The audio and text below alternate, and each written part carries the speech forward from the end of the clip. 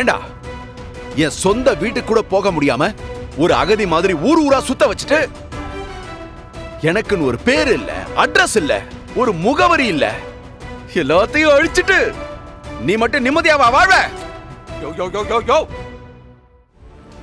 என்ன சுத்தி இருக்கிற எல்லாருக்கும் இருக்கிற ஒரே பிரச்சனை அது என்ன புரிஞ்சுக்காதான்.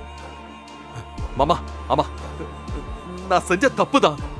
அத நான் இல்லைன்னு சொல்லல. நான் ஏன் செஞ்சேன்? அதுக்கு பின்னாடி என்ன காரணம்?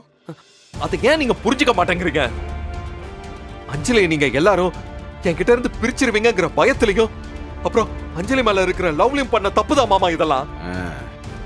அஞ்சலியை மட்டும் நீங்க எல்லாரும் என் கூட சந்தோஷமா வாழ வச்சா என் அஞ்சலியை நான் ராஜா மாதிரி பாத்துப்பேன். உன்னோட அப்படி ஒரு நரகத்துல ராணியா வாழ்றது என் பொண்ணுக்கு செட் ஆகாது மாப்பிள. அடேங்கப்பா, தெரியாம தான் கேக்குறேன். எனக்கு வந்த ரத்தம் உனக்கு வந்த தக்காளி சட்னியா? இப்ப வர்ற கோபத்துக்கு ஒண்ணு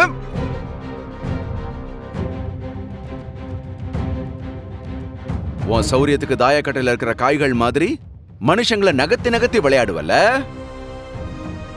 ஒண்ணு.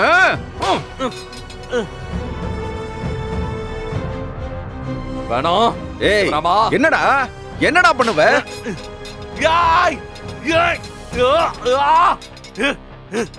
இல்லடா, உன்னை அடிக்க கூடாது, உன்னை டார்ச்சர் பண்ண கூடாதுன்னு தான் நான் நினைக்கிறேன். ஆனா உன்னை பார்த்தாலே அப்படியே உள்ளுக்குள்ள வெறி ஏறுதுடா. நீ பண்ண தப்பெல்லாம் யோசிச்சா உன்னை அப்படியே கண்ட நுண்டமா விட்டு கழுகுக்கு பொண்ணுன்னு தோணுதுடா. ஆனா அதை நான் பண்ண மாட்டேன். என் பொண்ணு சந்தோஷமா வாழ்றதையும் வாழ்க்கையில ஜெயிக்கிறதையும் நீ பார்க்கணும்டா. பார்த்து அணுவணுமா துடிச்சு நீ சாகணும்.